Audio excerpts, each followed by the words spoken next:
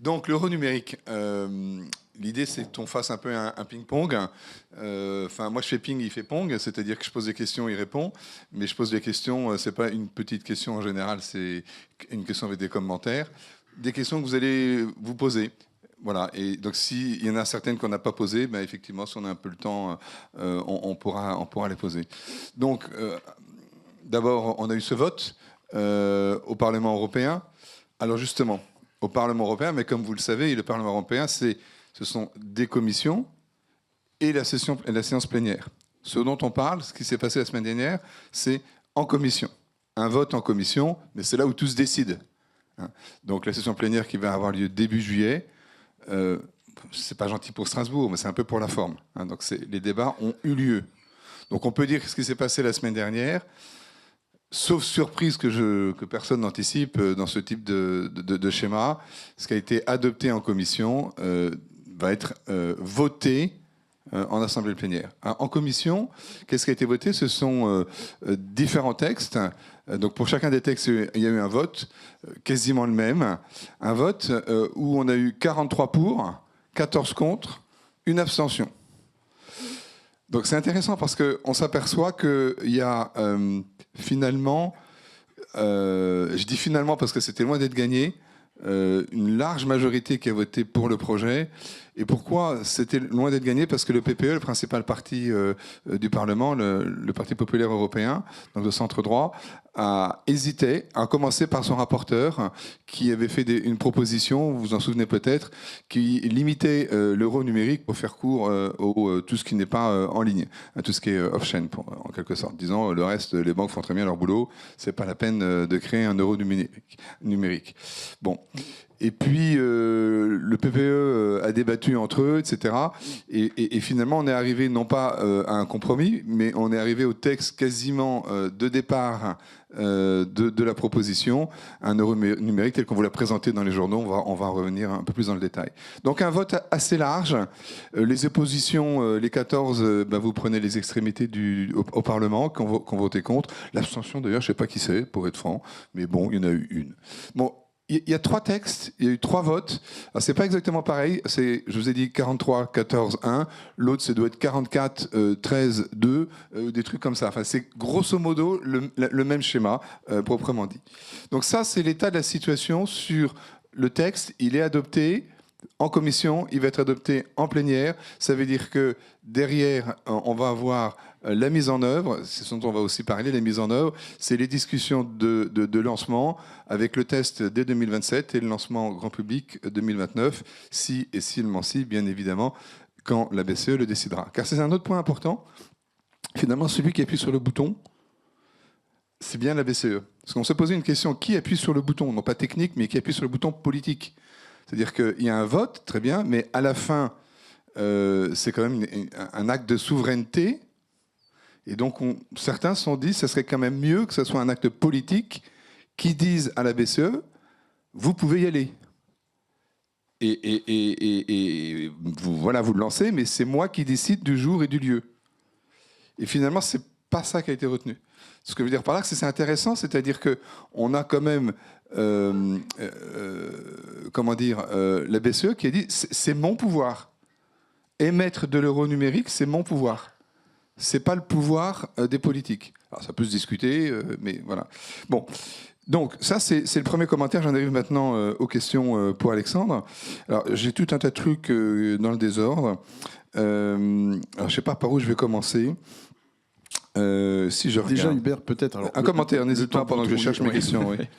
Non, mais alors Pong répond à Ping. Donc on va peut-être commencer sur ce process. Alors merci Hubert de l'avoir mis en avant.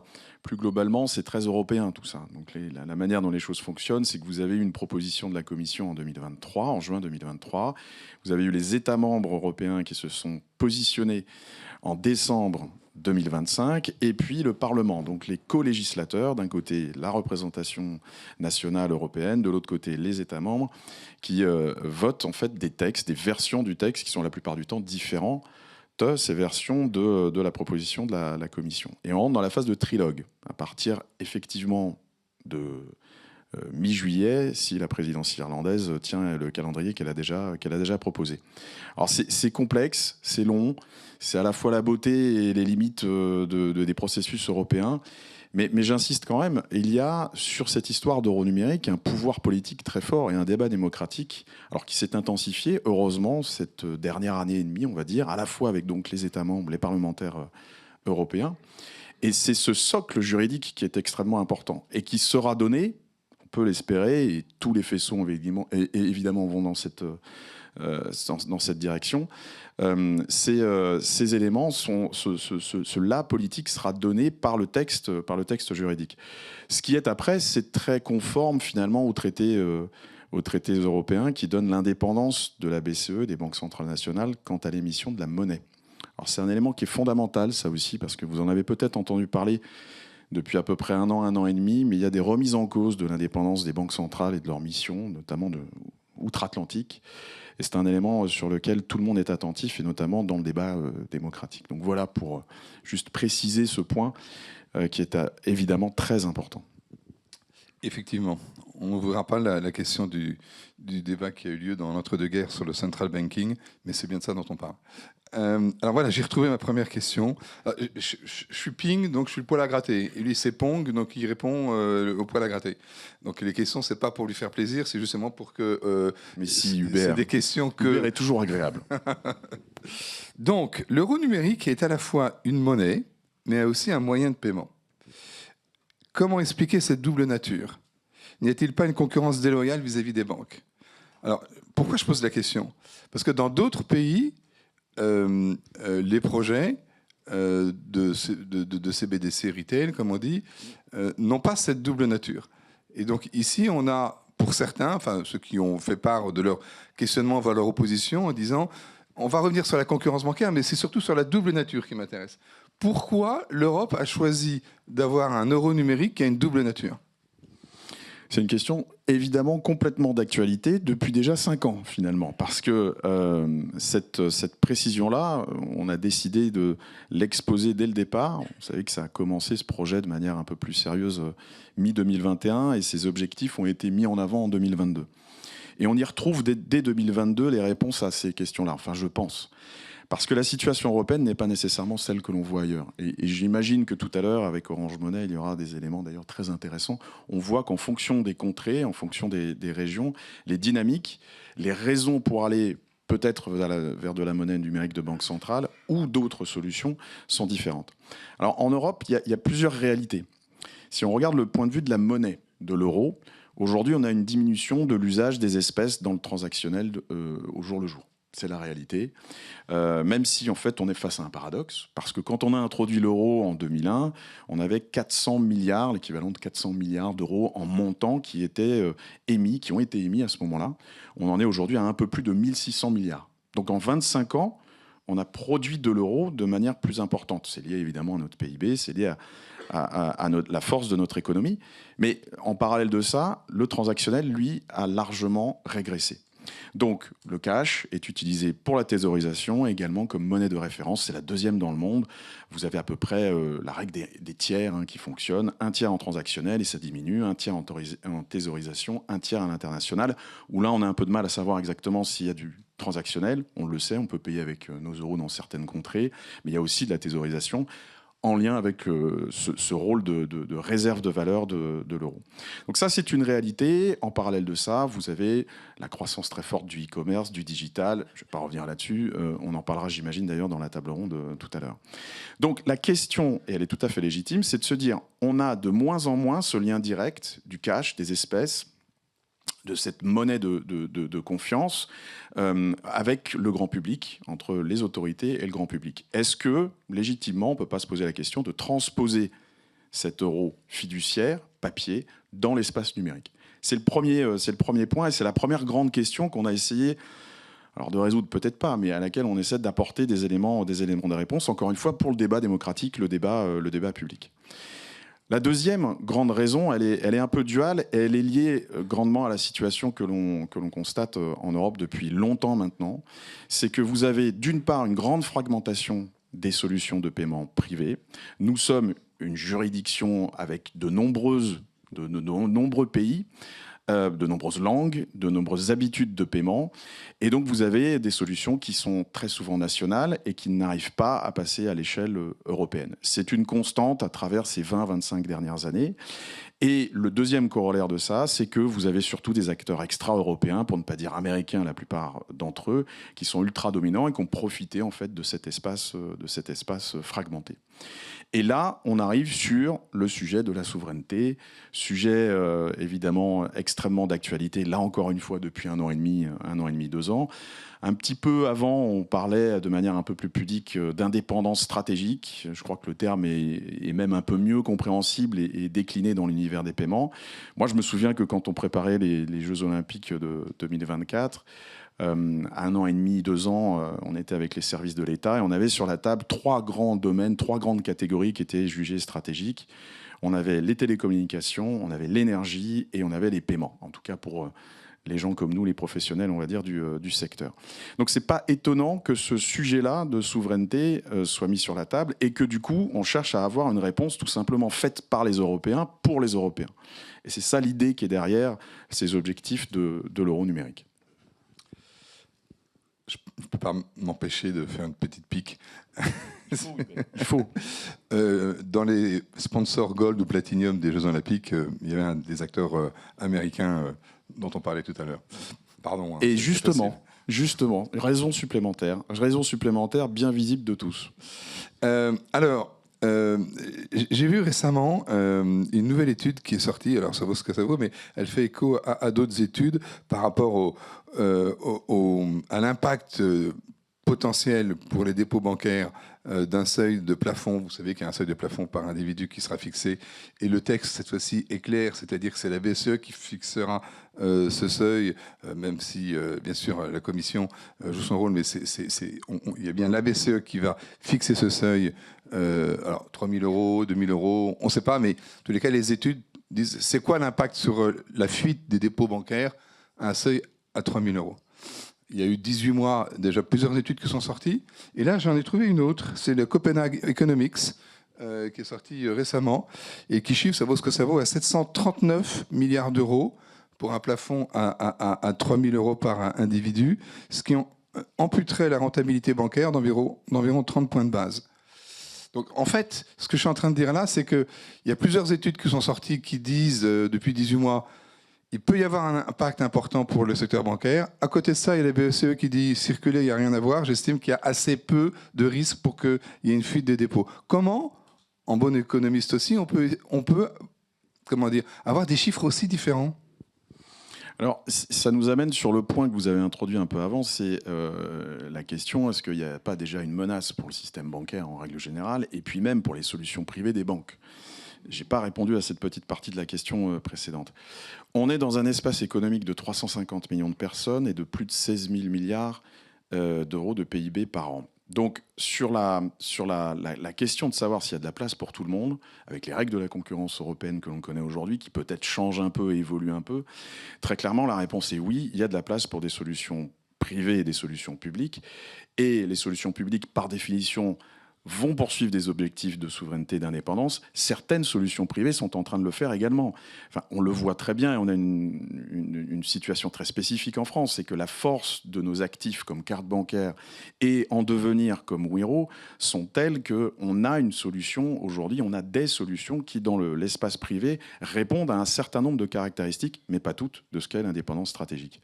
Maintenant, tout ça étant dit, oui, il y a la question de savoir si on insère un moyen de paiement qui serait donc l'euro numérique, est-ce qu'on a bien cette liberté de choix et on n'est pas disruptif sur les modèles économiques existants des prestataires de services de paiement ? Cette question est légitime, évidemment.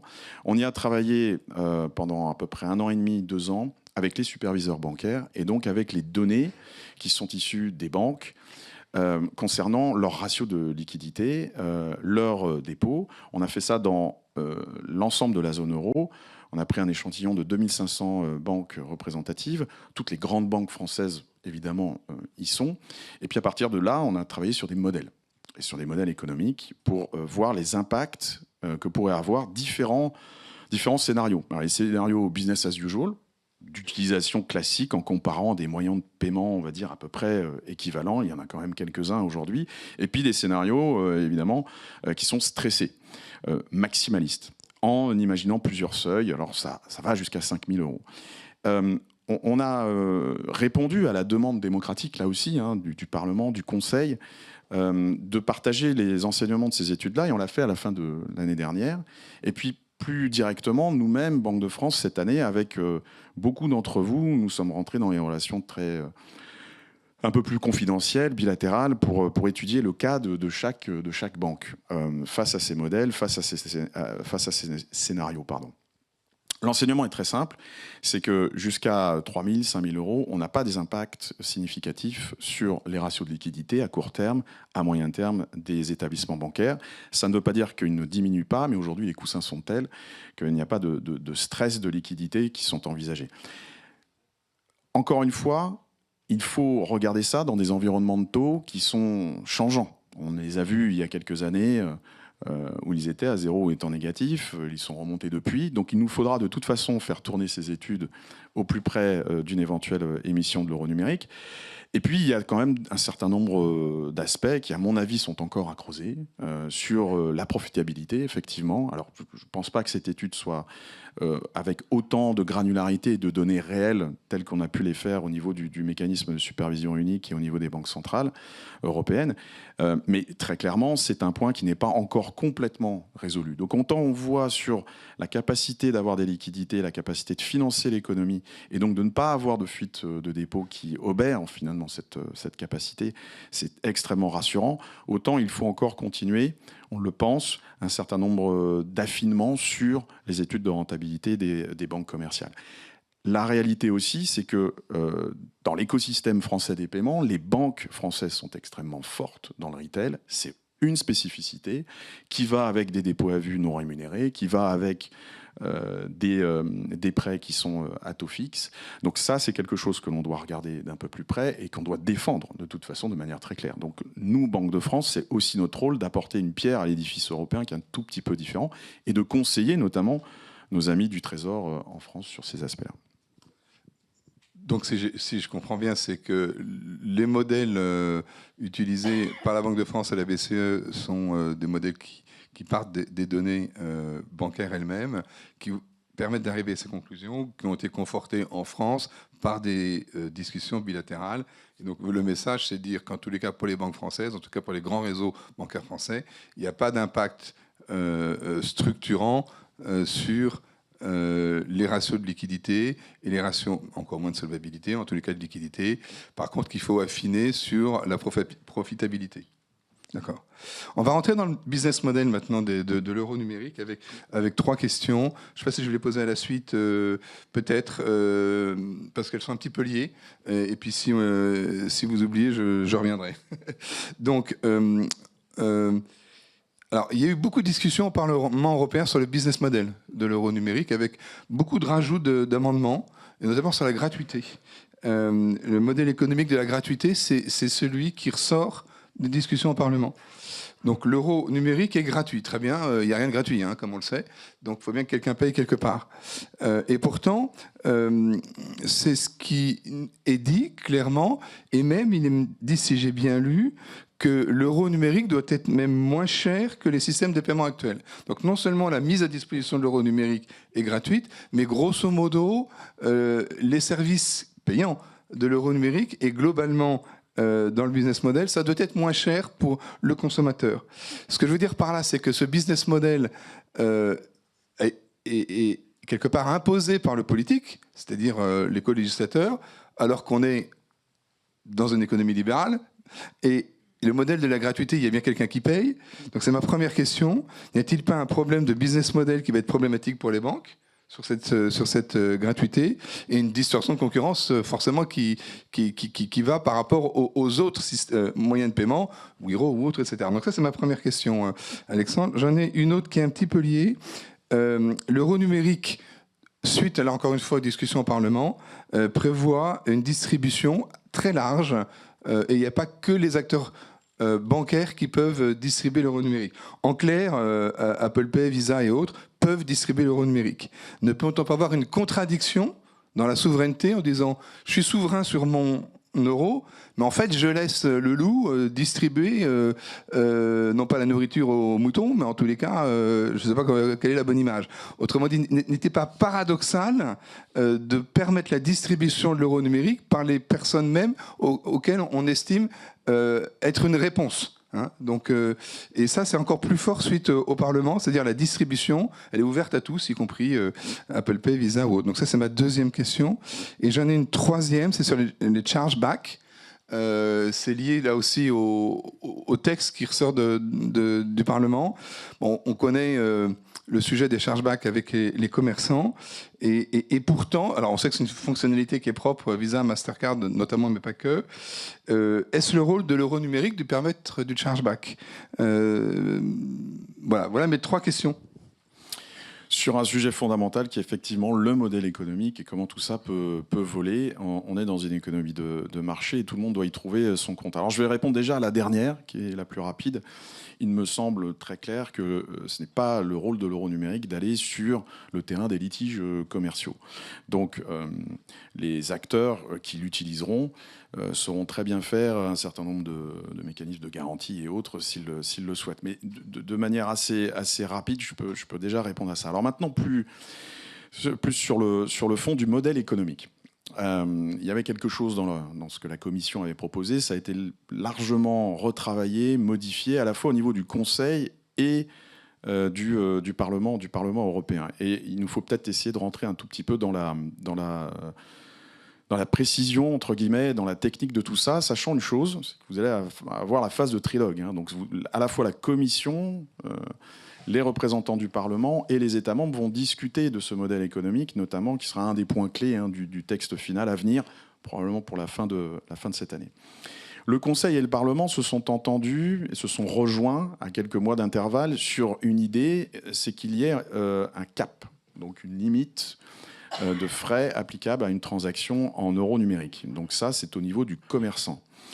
Cette limite, après les choses vont un peu diverger, mais cette limite, elle serait fondée avant tout sur ce qu'on appelle le weighted average, donc la moyenne pondérée par rapport à des solutions privées comparables.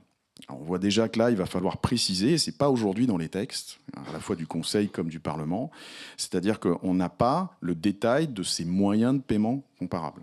Est-ce qu'un girocard en Allemagne, c'est comparable à un carte bancaire en France? Sachant que l'un fait du paiement en ligne depuis de nombreuses années, et très bien, c'est le deuxième, évidemment, et que l'autre ne le fait pas. C'est d'ailleurs une des grandes raisons des problématiques qu'ont les banques allemandes, notamment sur leur territoire. Donc ça, c'est la première grande question.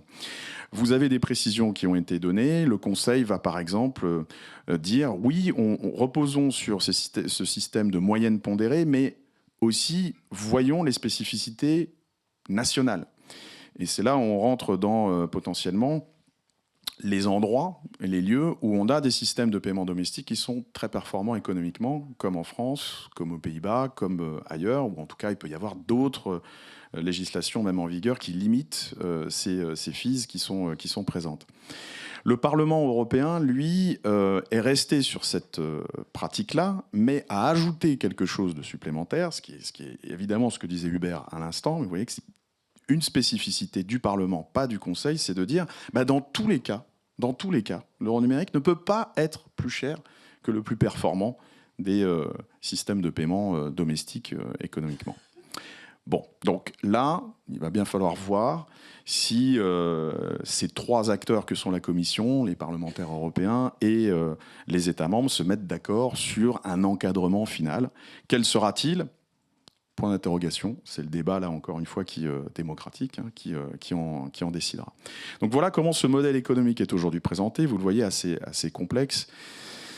Et du coup, très clairement, nous avons un intérêt, nous, en France, à prendre en compte réellement, encore une fois, ce que je disais tout à l'heure, c'est-à-dire à la fois la force de carte bancaire et son modèle qui est aujourd'hui très performant, comme en devenir Wero. Et c'est, je pense, alors je ne vais pas me substituer au Trésor français, mais pour avoir énormément échangé avec eux, ils l'ont dit publiquement, ça va être un point d'ancrage et d'intérêt pour eux, qu'on soutiendra techniquement, évidemment. Sur l'autre question, qui consiste à se poser face à cette réalité qui a été souvent d'ailleurs reprochée, mais attention, l'euro numérique, si on le fait pour les banques européennes et donc pour les clients, les commerçants, très bien.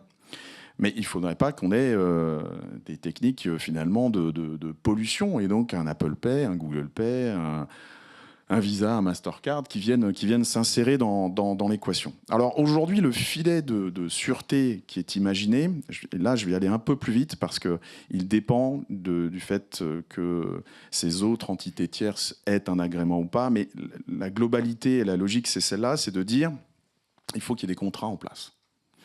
Et ça, c'est présent à la fois au niveau du Conseil et du Parlement européen. Il faut qu'il y ait des contrats en place si on veut qu'on ait un acteur tiers qui puisse profiter finalement d'une banque où on a un compte régulier et qui alimente le wallet d'euros numérique de manière automatisée. Il faut qu'il y ait un contrat avec des conditions contractuelles. Là où il y a une petite différence, c'est pour ça, je pense, Hubert, que vous soulignez la chose et vous avez raison, c'est que le Parlement européen permet, lui, la gratuité du chargement de votre wallet en euros numériques. Donc pas l'alimentation automatique quand vous payez, mais le chargement du wallet euro numérique. Vous voyez, c'est assez compliqué, assez complexe. Je ne sais pas s'il y aura des questions sur ces points-là, mais on voit tout de suite qu'on rentre dans les ramifications aujourd'hui et les méandres de positions qui sont encore pas tout à fait sèches sur le sujet. Et effectivement, si on veut garder un peu de place pour les questions, je vais terminer par 2 commentaires et une question. Un commentaire, donc il y a parmi les nombreux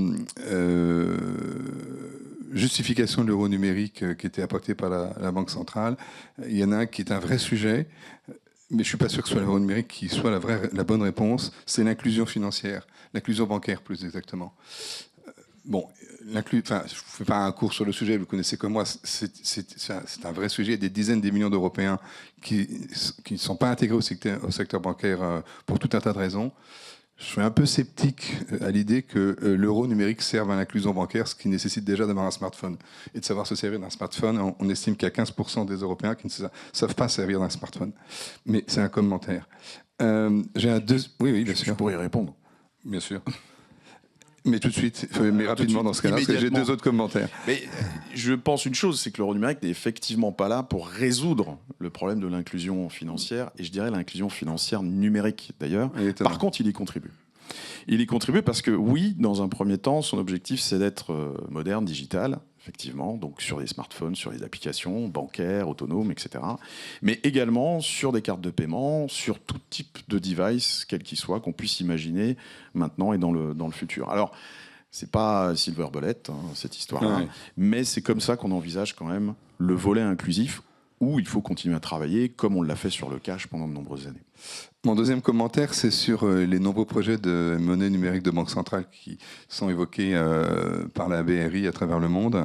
Et il y a un tableau qui est suivi régulièrement. Et en fait, quand on regarde de près, la plupart des pays qui ont annoncé se lancer dans la monnaie numérique de détail ont annoncé faire une pause dans le même temps.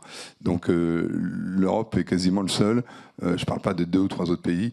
Je ne parle pas de la Chine, évidemment. Je ne parle pas du Nigeria, etc. Mais enfin bref, dans les autres pays, j'allais dire avancés, c'est quasiment le seul pays à aller de l'avant. Pourquoi l'Europe serait dans une situation différente, serait plus intelligente que les autres? Ça a toujours été un point qui n'est pas clair pour moi. Je termine et comme ça sera un commentaire final et on laissera peut-être un peu de temps. J'ai aussi une chose qui m'a toujours surpris dans l'équation présentée par la Banque centrale, c'est de dire l'euro numérique est un bien commun. Alors vous savez, il y a toute la question, est-ce que la monnaie est un bien privé? Est-ce que c'est un bien public? Est-ce que maintenant on dit que c'est un bien commun? Bon, je ne ferai pas un cours là-dessus parce que c'est mon dada favori. Enfin, grosso modo, si c'est un bien commun, voire même si c'est un bien public, pourquoi c'est aux banques de payer l'euro numérique? Si c'est un bien commun, c'est à la BCE de payer non seulement le coût de développement, mais le coût de déploiement et de maintenance. Donc, une sorte de contradiction ontologique en dire c'est un bien commun, oh, bon, très bien, mais c'est les banques qui payent. Donc, c'est un truc que je n'ai pas compris. Alors, sur ce point-là, assez rapidement, du coup, on plaide quand même pour qu'il ne soit pas justement gratuit. Donc, s'il y a un moment, il y a des revenus qui viennent, les actionnaires étant communs à l'ensemble des solutions, les grandes solutions privées que l'on connaît, on peut imaginer qu'effectivement il y a un coût d'investissement et qu'elles peuvent le prendre en charge. Mais on travaille avec elles sur ces aspects-là, sur les aspects aussi de synergie avec l'existant. Ce n'est pas simple, mais je pense qu'on va arriver à quelque chose de plus positif. sur l'Europe qui peut-être réfléchit à une solution et ailleurs on n'y réfléchit pas. Non, je ne pense pas qu'on soit plus intelligent, alors ça c'est très clair. Par contre, il y a les spécificités européennes. Et j'en parlais un peu au démarrage et c'est là-dessus qu'il aurait été peut-être intéressant de s'étendre encore un peu plus, mais on ne peut pas comparer les situations que l'on voit alors, en Asie, en Amérique latine ou en Afrique avec la situation que l'on a en Europe. Encore une fois, nous sommes une myriade, une collection, un agrégat de pays avec des langues différentes, des moyens de paiement différents, avec des habitudes de paiement différentes. Donc nous sommes en train de réaliser quelque chose qui est spécifique à l'Europe, qui est aussi soumise, cette Europe, à un environnement concurrentiel et la présence d'acteurs extra-européens qui est particulier, qui n'est pas nécessairement la situation que l'on voit ailleurs. L'euro numérique est une réponse à tout cela. Bon, désolé Alexandre d'avoir été un peu le poil à gratter, hein, mais c'était le jeu. J'exprimais parfois ma pensée, parfois la pensée d'autres. C'était l'idée. Je regarde les gros yeux de Laurent parce qu'on a 49 secondes de retard. Est-ce qu'il y a la place? Mais t'as vu que c'est quand même pas mal parce que moi je tiens mieux mon temps que toi. Oui, d'accord. Mais ça c'est pas nouveau ça. Est-ce qu'il y a quand même la place pour une ou deux questions? Est-ce que quelqu'un m'a déjà vu à l'heure? Non. Voilà. Non, il n'y a pas la place. Il n'y a pas la place pour les questions? Alors il n'y a pas la place. Allez, une question. Voilà. Allez-y. Haut et fort. Pas de fort. Micro, enfin.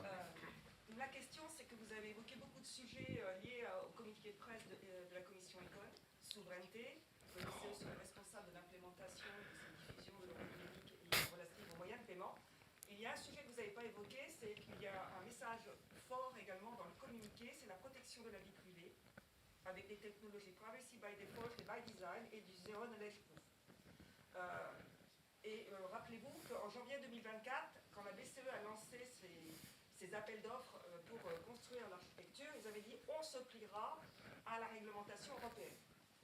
Aujourd'hui, comment va faire la BCE pour se plier à ces conformités privacy by design en sachant que potentiellement ils n'ont pas tenu en compte de cette architecture du privacy by design et ils n'ont pas mis leur implémentation avec une consultation des autorités en charge de la protection des données personnelles telles que le DELS ou le DPV.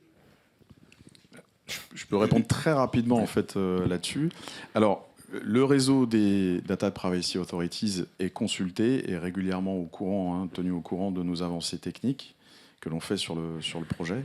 Et le deuxième point, c'est que tout ce que vous dites sur les aspects effectivement de security by design et donc de techniques de cryptographie cette fois-ci, les choses un peu sérieuses qui existent depuis 40-50 ans maintenant, sont aujourd'hui intégrées dans notre architecture et dans ce qu'on est en train de mettre en place. Alors, ceci dit, notamment pour le mode offline, il y a un certain nombre de concepts qui sont encore largement travaillés avec les acteurs privés, d'ailleurs, européens, je le précise, sur ces aspects-là.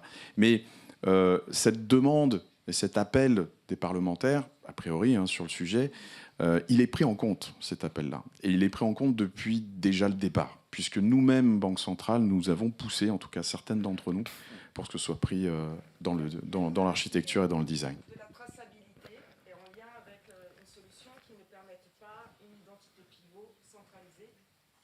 J'ai pas voulu rentrer dans le détail parce que c'était une question que je voulais. Avance. Oui. C'est une question que je voulais poser, mais elle mérite elle-même beaucoup plus de temps que ceci. Et je conclurai par un point. Je pense, ça c'est un avis très personnel cette fois-ci, qu'une des raisons de succès de l'euro numérique ou de son échec sera le degré de confiance qu'on aura notamment vis-à-vis de la protection de ses données personnelles. Nous sommes tout à fait d'accord. Merci Laurent pour 3 minutes 40 de retard. Merci, vous pouvez les applaudir, mais vous le savez, on est tous égaux à l'Axel, mais il y a toujours des gens plus égaux que les autres, comme c'est mon invité sur scène juste après. Jean-Paul m'a dit, j'ai quand même une question pour Alexandre, et comme Alexandre, tu restes au panel d'après, tu peux rester là. Donc Jean-Paul, et les autres se préparent à monter sur scène. Jean-Paul Mazeuillet. Bonjour Alexandre. Vous avez évoqué l'euro digital comme moyen de paiement. Aujourd'hui, les moyens de paiement numériques, c'est la carte. Les systèmes de wallet, même dans les pays qui ont beaucoup d'avance, ça représente juste 2 ou 3% des paiements. Il y a 80% des paiements en Europe, des Européens, par carte, si on accepte la France, qui sont aux mains de sociétés américaines, sociétés privées américaines. Et il faut rajouter un élément qui est que 93% des paiements par carte dans un pays européen sont des paiements nationaux. C'est-à-dire que la souveraineté européenne des paiements, c'est la somme des souverainetés de chacun des pays. Certains pays sont équipés, d'autres pas du tout. Ma question est la suivante. J'ai deux questions. Est-ce que c'est la responsabilité de la Banque centrale européenne que de lancer un schéma de paiement à un niveau européen, alors que traditionnellement c'est plutôt du secteur privé, et en a-t-elle les moyens? Et deuxième chose, si on a ce schéma de paiement européen avec la Banque centrale européenne, que deviennent les schémas de paiement nationaux performants? Non, mais la question est celle de toute l'histoire des paiements ces 25 dernières années. Et je ne veux pas là, du coup, faire poil à gratter, mais l'Europe avait tout en main, 25-30 ans. Absolument. Europay, Visa Europe. Bon, Europay a été vendu à Mastercard en 2001, je crois. Et puis Visa Europe, quelques années plus tard, à Visa Inc. aux États-Unis. Bon, cette réalité-là, elle laisse des traces. Si d'autant plus on ajoute qu'après, il y a eu un certain nombre d'initiatives, le projet Money, avec 2N, 2010, 2011, dans ces eaux-là, que Pays a vu le jour en 2016-2017, avec un volet complet, carte également, et puis finalement carte abandonnée. Très clairement, à un moment, le fait que le marché n'y arrive pas, c'est un constat peut-être un peu dur, peut-être que certains considéreront illégitime. C'est pas la faute des uns et des autres, c'est que les dynamiques collectives sont difficiles en fait sur des sujets de souveraineté. Et sur le sujet de souveraineté, moi je suis convaincu de ça, c'est qu'on est obligé d'avoir un partenariat public-privé. Alors il existe déjà dans la monnaie, dans les paiements, il est très fort ce partenariat. Et le cash aujourd'hui, certes on le fabrique, mais il est distribué par les banques. Si je prends ça, et puis les moyens de paiement scripturaux que tout le monde a, ils sont là parce qu'on supervise les banques et donc on maintient cette confiance en tant que banque centrale. Donc tout le monde fait son travail. Mais on est obligé de passer à une vitesse supérieure en Europe parce que très clairement, les acteurs n'ont pas eu les conditions, peut-être, je ne sais pas, mais en tout cas, n'ont pas pu se mettre d'accord. 5 ans, 10 ans, 20 ans, 25 ans, on est face à quelque chose où il faut aller plus loin. Ce qui m'amène sur votre deuxième question, il faut, et ça on en est convaincu à la Banque de France, et peut-être que ça aussi c'est la spécificité de nous, Banque centrale, en France, par rapport à d'autres, c'est que nous avons, ce que je disais tout à l'heure, les actifs cartes bancaires et Wero en devenir, qui sont très forts, et ou prometteurs. De toute façon, dans les deux cas, ce sont des actifs qu'il faut prendre en compte. Et notre point, c'est que l'euro numérique s'intègre dans ces solutions-là. Alors ça veut dire quoi? Ça veut dire à minima les interfaces. C'est-à-dire que l'expérience de l'utilisateur, il faut que cette expérience de l'euro numérique soit intégrée dans un carte bancaire demain CB. Je pense que ça, c'est quelque chose qu'il faut absolument qu'on regarde collectivement aujourd'hui. On n'a plus le temps d'ergoter sur oui-non. On le voit bien, la trajectoire politique, elle est ce qu'elle est. Et de la même manière, Wero est en devenir, tant mieux. Il n'est pas encore tout fait, tout sorti. Il a accéléré dernièrement, probablement parce que l'euro numérique était là et flottait dans les airs. Et tant mieux, c'est une très bonne chose. Et bien maintenant, il faut passer à l'intégration. Et ça, il faut y travailler de concert, et de manière très forte et très déterminée. Et on en est convaincu, et on le fait déjà avec les acteurs bancaires aujourd'hui. Il y a peut-être encore quelques hésitations, quelques résistances. Moi, je pense qu'on va passer ce cap-là et qu'on va avancer. Et on a une chance pour l'industrie, alors pour le coup française, sur ces éléments-là. Une chance très forte.